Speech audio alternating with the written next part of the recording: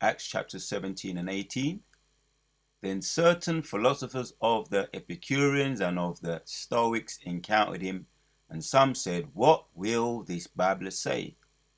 Other, some, he seemeth to be a setter forth of strange gods, because he preached unto them Yahushua and the resurrection, giving our praises to Yahweh, Bahashem, Yahushua, Bahashem, Harakah, Kwadash.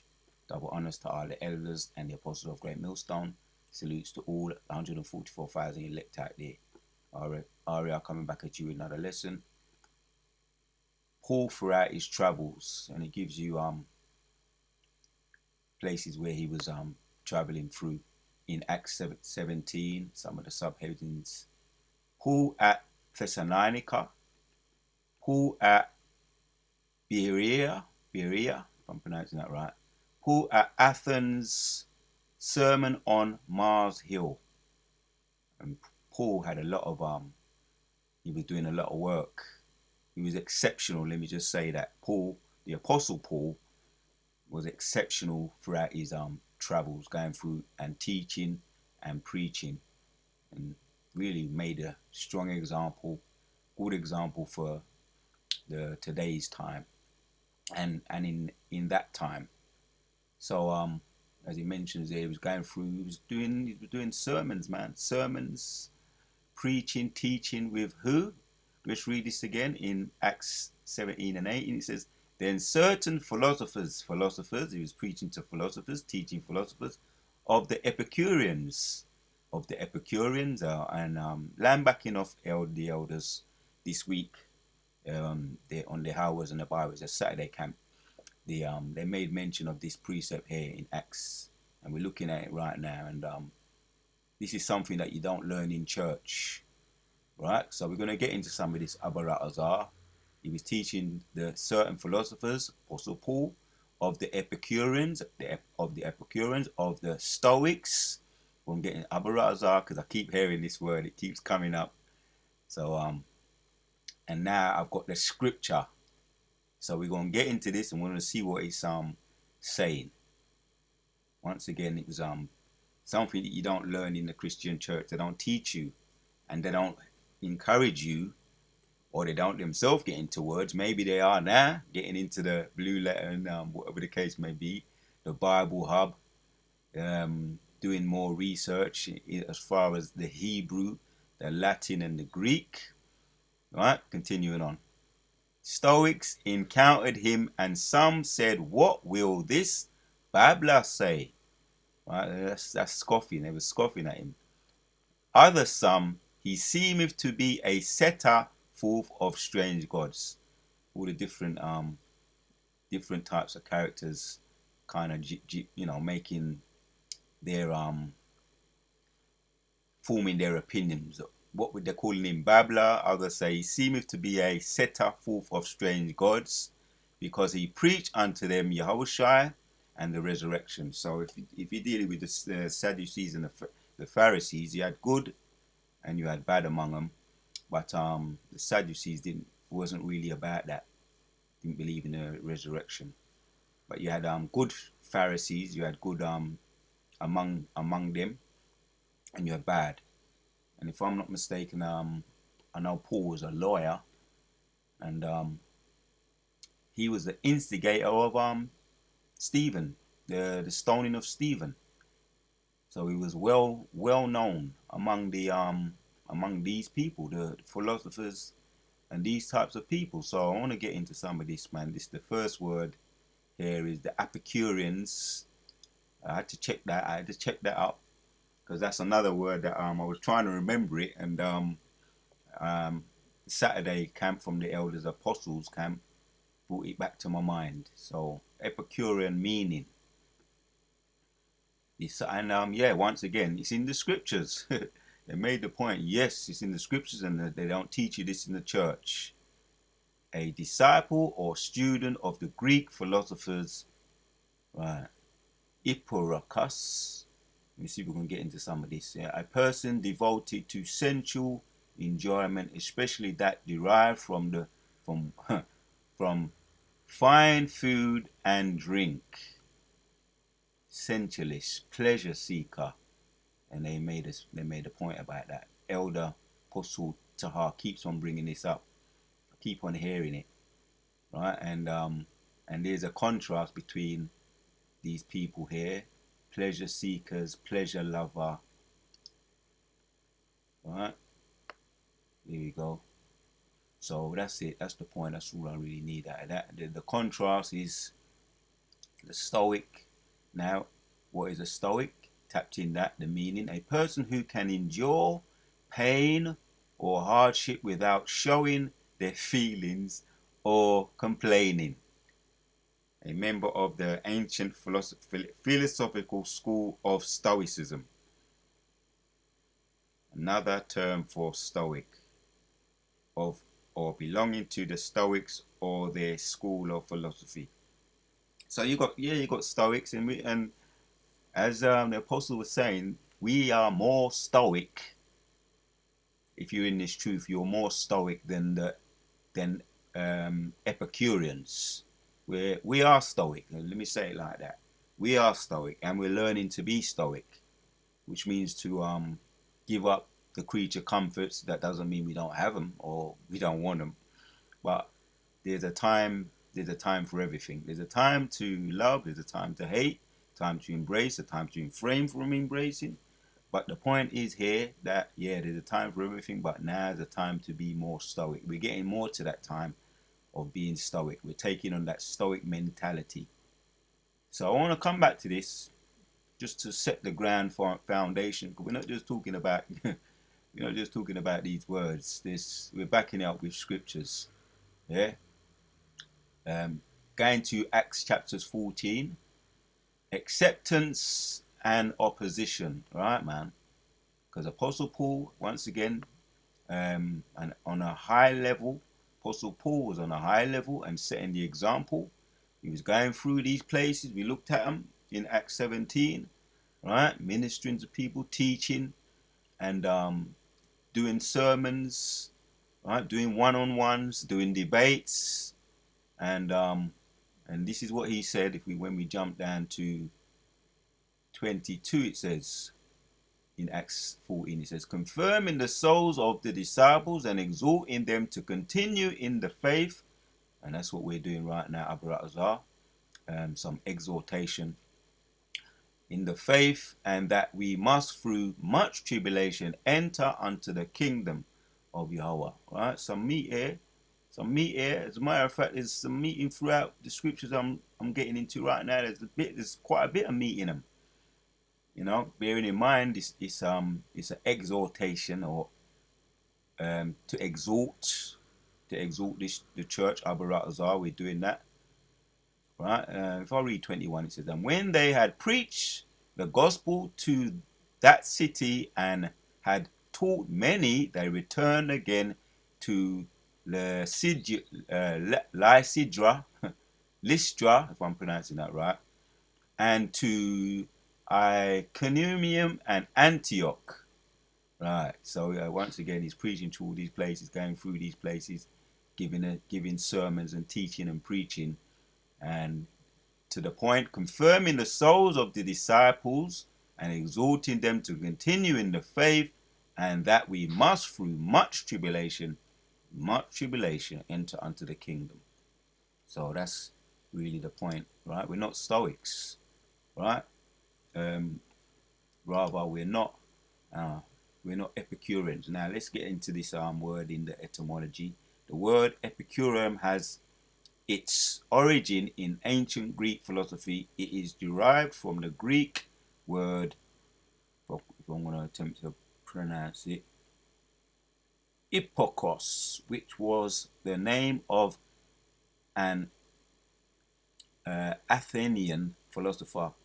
Right, and that's the name there. That was the name of one of the philosophers.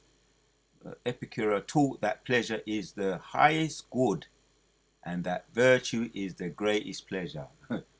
Well, if you're not a man of God, not a man of the Lord, it might be. It might be the highest pleasure. It might be the highest good. Right? Because I'm going to title this video something to the effect of, Stoics know to get into the kingdom or to get to heaven, And even some of these worldly Stoics, with their form of worship, Stoics know in order to get to heaven, you have to go through the hell. Right? What do they say in the sport world? No pain, no gain. Right? But the Epicurean's mindset is completely sensual. He's a sensualist, a pleasure seeker, a pleasure lover. And yeah, they know also that they ain't going to heaven. That's why they adopt this mindset. They know they ain't going to heaven. Hence, they're wrapped up in pleasures. Their heaven is pleasure, because they know they ain't going to heaven. Right? And that's why some of them didn't believe in the resurrection. They didn't want to. It didn't benefit them, because they're all about pleasure. So this is the contrast we're making. And we're making that contrast there and through the scriptures as well. A person who can endure, a Stoic, a person who can endure pain or hardship without showing their feelings or complaining. Right. So yeah, if we ain't already adopt that mindset, we're doing it now in this truth, and that's a typical Stoic. And once again, land backing off the elders, they was going into this week, and they went into the scripture. Hence, we're looking at it now. A member of it. So yeah, let's look at the etymology of this. We looked at the etymology of the Epicurean. It says the philosopher in the Stoic in the online biblical dictionary. Let me take my time and read through this. Really, I just want the some of the old English here, or the Latin. It says philosopher of the school founder. There we go in the Stoic. From the Latin Stoicus, from the Greek, so that's from the Latin, if I'm pronouncing that. Well, I try to. Stoicus, from the Greek, Stokos, pertaining to a member of or the teaching of the school founded by, there you go, that's one of the names there, Zeno, characterized by, well, I just want the point. The Stoic, a Stoic person. So that's what it was in the Latin. That's how you pronounce it in the Latin and in the Greek. Right?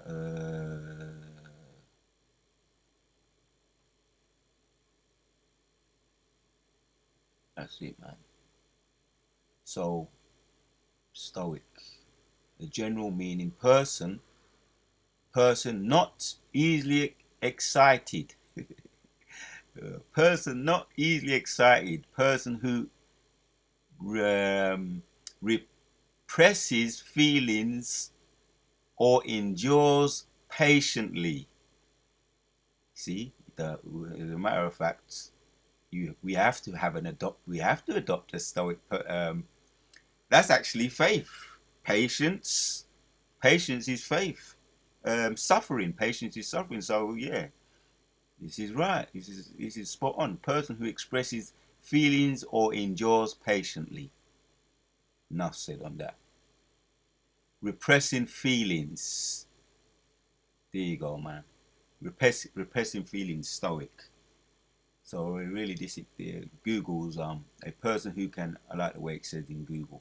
A person who can endure pain or hardship without showing their feelings or complaining. And yeah, the more we're getting into this truth, the more we're adopting and putting on that cloak, if you like, that cloak or that spirit of being Stoics. I want to get back to that again. I'll read that again, because we're not just looking at this for information, although yes, information, we want information, but there's a reason, there's a method to it.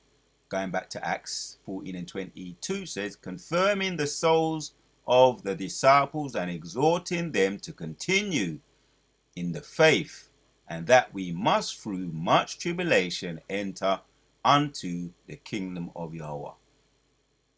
I must be allowed to look at this word here. Tribulation. Right? So we're exerting, and Paul was exerting us. Right? We're those men coming back again. Right? We have to do this, man. We have to. So we really got to take on. So G 23:47, we really got to take on that spirit. And yeah, we're being reminded, constant reminders from our elders and apostles, and it's a beautiful thing, right? We're entering onto tribulation, right? Afflictions, yeah, bro. We'll be talking about afflictions this this week and the week before that, afflictions, and a week before that we was talking about afflictions, and some of the sit downs we've been talking about afflictions we've been having with our brothers. Brothers are giving their testimonies, yeah. We don't got to say all of it. We don't got to say the whole story. And we don't got to be complaining, because Stoics don't do that too much, you know. Express affliction, tribulation, distress when we're in straits, but we, you know, and we can complain to the Most High. Let's not get it twisted. We can, you know, and for those that you know, who understand our situations among the brotherhood, in that sense, yes, we can. But we don't throw our pearls to swine, you know. We don't throw our pearls to swine. So we have to. But that's the point there. Express affliction, tribulation, distress, straits, right? That's tribulation. And do we want the kingdom? Of course, we want the kingdom. Enough said, man. Yeah, there's the point. Confirming the souls of the disciples and exhorting them to continue in the faith, and that we must, through much tribulation, enter unto the kingdom. So here's another word here. We're concentrating on this, right? Because yeah, we afflicted. Wisdom and folly contrast, right? In this is in Esdras. Rather, this is in Ecclesiastes 7. To back up the point, it says, a good name is better than precious ointment, and the day of one's death than the day of one's birth. Yeah, and that's true. The spiritual man, we don't know that, right? When we lead, you know, sadly, even what Apostle Tahar was saying this week, when he lost a member of his family, I think it was his sister, and he said he was happy when, you know, for her, and she was better off, you know, because that's what the scripture is saying. It's better. The day of death is better than one's life. All right, and having a good name with the Lord, that's more important as well. So that when you go before Him, you've had a good name with Him. But even still, you've done your time on the earth, and there's hell on earth. Hell, we're in hell. So you when you're deleted, you go back to heaven. That's really in a nutshell. So he was saying, um, when we lose loved ones, they're better off anyway. They're better off. I don't want to say. I can say it the way he said it. We're better off dead than when we are alive, because we know the outcome. But in the carnal man don't understand that. But it's just the truth. Anyway, here's the point. It is better to go to the house of mourning than to go to the house of feasting, for that is the end of all men, and living will lay it to his heart. Right, man. Without further ado, let's get into that. House of mourning. Right? If you're in this truth, that's where you are. Right? And it's better to go there. So H60 mourning. There you go. Right? Period of mourning. Yeah, we're mourning. Right? And you got enough scriptures on that, on mourning. Well, I can reserve some of these for another video. I'm just making a point right now. Right? If you're in this truth and you're in it sincerely, you're mourning, and you're better to be here. Right? And we want to be here. This is the house of mourning. Rather, here's the other one here. H4960. Rather to go to where? Feast, drink, banquet. That doesn't mean we don't have a little yarn from time to time, right? And it's also a medicine when you do it moderately, when you drink it moderately. Yarn, the good red wine is a medicine as well. I just wanted to throw that in there. So yeah, we can have a little from time to time, and there's certain places we may meet up sometimes. You may be brothers, brothers. We're not encouraged to go to them places, those places where it's all it's just pure that going on, right? And all kind of folly going on. But there's certain places brothers may go, as far as little wine bars and just upbeat places where you can do your thing, in peace. But them days of raving and all of that, going to them places that nah, it's not encouraged to do that. We're not encouraged to do that from our elders and our big brothers on down. So yeah. So me done we are done with all of that anyway, for the most part. But brothers do what they do, in their own time. So yeah, man. So that's the Epicureans. That's what they're all about. The feasting. They go to the house of feasting. It's about the pleasure lovers, and that's what we was looking at, right? So it's better to go to the house of mourning, where the Stoics are, right? That's where all the Stoics are there, doing their thing. And it doesn't mean we don't have our little times out. We have our times out as well anyway. Even Stoics, we have our times out. But the spirit of Stoicism is coming on now. It's coming in, right? What's coming down the pipe? Judgments are coming down the pipe. They're setting the stage for the MOTB, right? Some of us may have to go into however it's gonna be played out. This is not our movie. May have to go into the wilderness or lockdowns once again. We had the lockdowns in 2000, around 2000s, and 2020, 2019, 2022. We had those lockdowns, and there was more of a Stoic spirit, and everybody was more under that spirit as well. People that wanted to go out couldn't, and they was bugging out because they're under the wrong spirit. They're under the Epicurean spirit. But brothers, when they mention it, they say that was the most peaceful time that they've had. Brothers in this truth, they say it was the best time they've had for a very long time. The time of the lockdown, when it came around, right? When the sea hit, when they was trying to give everybody the loosey juicy, and brothers said no.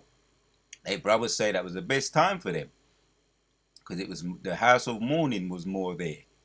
So yeah, the Epicureans, they didn't like it though, being locked down. They didn't like it. The Epicureans are pleasure lovers. They didn't like it.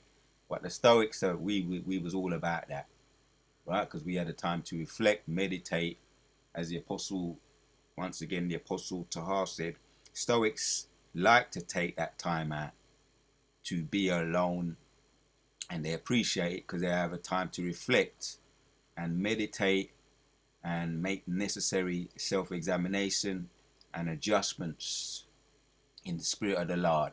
So that's why we like to be in the house of mourning. The typical Stoic does anyway. The real Stoic does.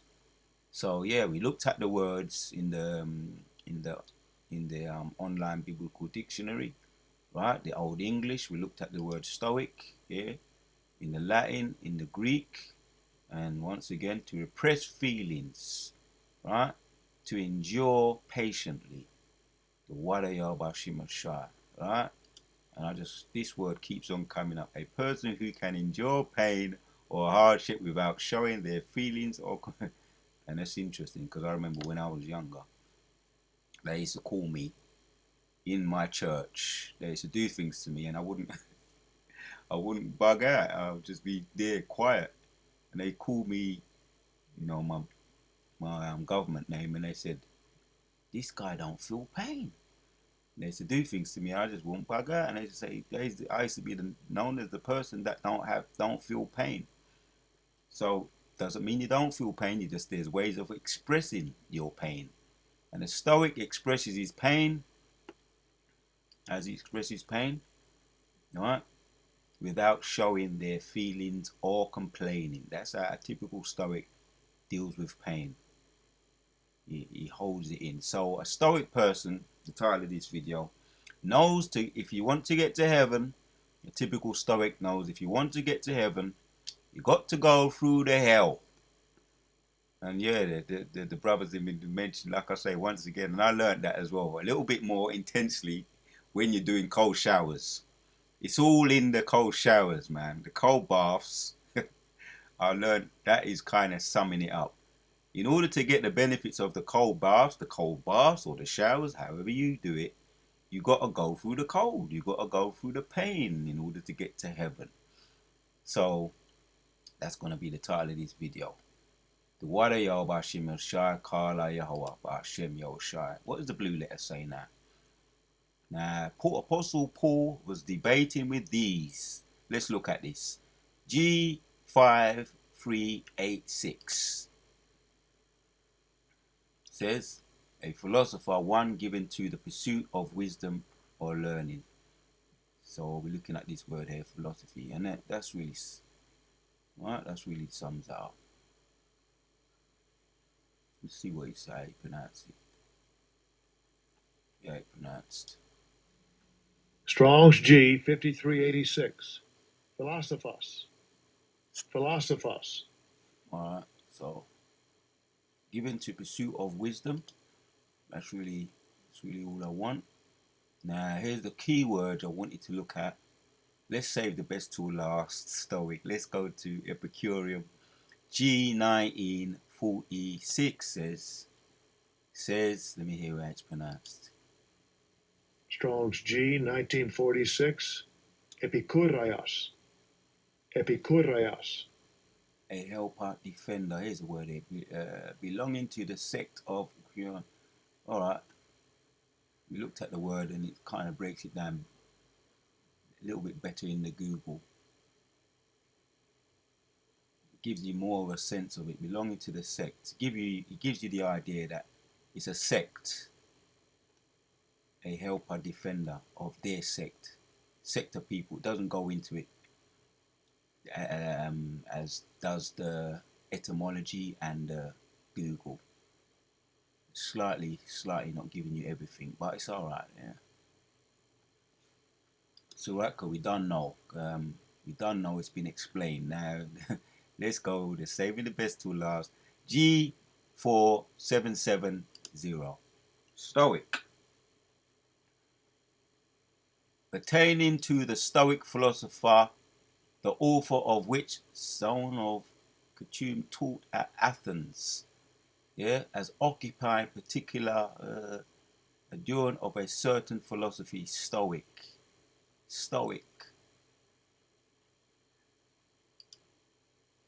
What's he going to give me here?